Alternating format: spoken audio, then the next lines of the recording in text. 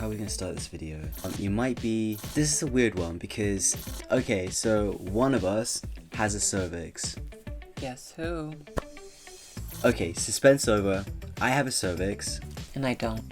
So if you're a trans person with a cervix, registered with a GP in the UK, aged between 25 and 64, please get yourself checked on a regular basis. I don't think anyone actually enjoys the process, regardless of being trans or not. I do find it really invasive, and I know it could really save my life, which is why I'm gonna go do it. 2 people die of cervical cancer every day in England. Most of it can actually be prevented if people regularly go have a cervical screening. You should go get a cervical screening every 3 to 5 years. I have booked an appointment to go get a cervical screening, and I will be taking you through the process today. I am going to go see a doctor who runs a clinic called Clinic T. Cue video. Cue video. We're off to the hospital, and I have been seriously putting this off. I really did not want to do this at all, but you know, for the sake of my health, I'm actually going to see someone who is a trans woman, and she runs a health clinic. So she's offered to help out and give me a cervical screening today.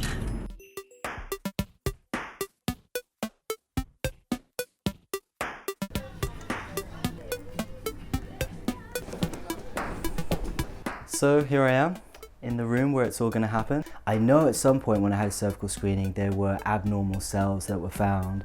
I hope that everything's okay now. I'm not looking forward to it, like, you know, having to go through the actual process, but it's a necessary evil, so that's why I'm here.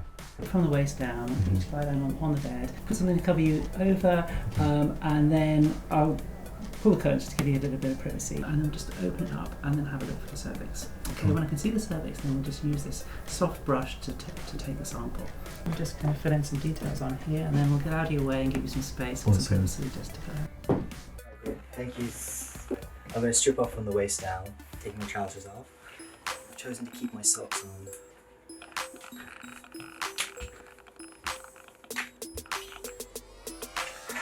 So if any time you're just stop, just sure. let me know.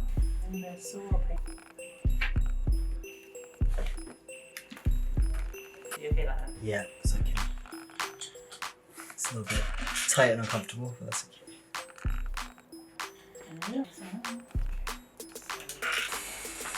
Yeah, so that wasn't so bad. It only lasted like 30 seconds, and I feel like I was treated with dignity and respect, which is huge.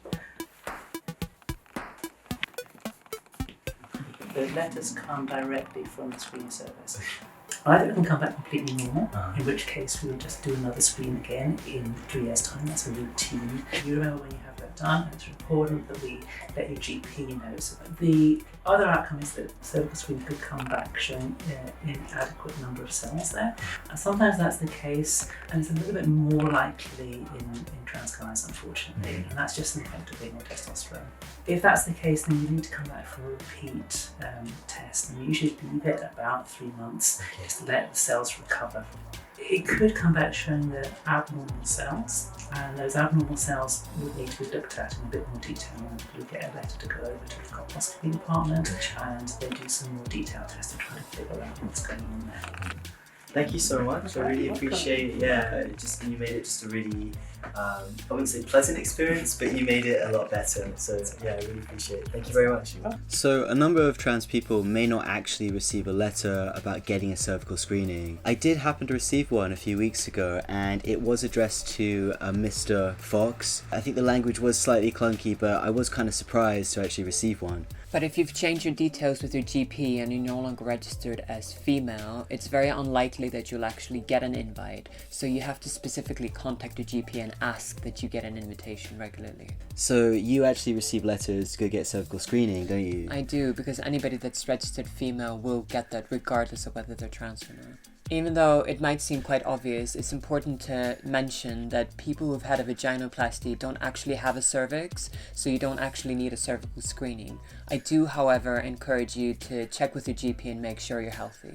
So even if you missed the invite or even if you ignored it for a while, it's never too late to actually go get a cervical screening. So definitely, please go get it checked. It could end up being the most important 5 minutes that you spend this year, and the benefits really outweigh the uncomfortableness that you might experience for a short while. Cervical screenings aren't actually a test for cancer, but they are a test to check the general health of your cervix and to check if there are any abnormal cells forming that might later lead to cancer. So if there is any detection of abnormal cells, your GP will send you on further to get that checked properly. So it is a very preventative method to make sure that you're actually healthy. I know it could be kind of an uncomfortable time for anyone.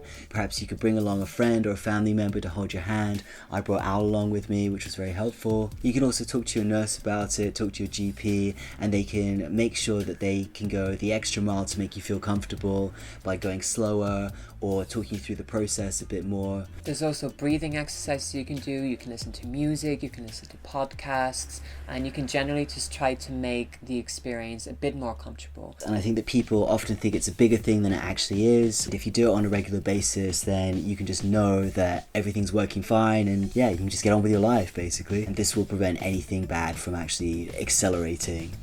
If you're worried that your GP or your surgery might not respect you or your needs, there are specific trans clinics that deal with trans people. We're talking about Clinic T that's based in Brighton, Clinic Q that's based in London. We'll put details in the box below. And those are really, really great services that you can access as a trans person. If you're having a particularly difficult time with your GP, you can actually move GPs. Perhaps you could talk to other trans people around and find out what GP best supports them. So I'm also going to put links in the box below with information on the NHS cervical screening. To make sure that everybody gets this information, we're using the hashtag cervical screening saves lives. So don't delay, book an appointment to get your cervix screened as soon as possible. It could literally save your life. This public service announcement has been brought to you today by myself, Fox. And Al.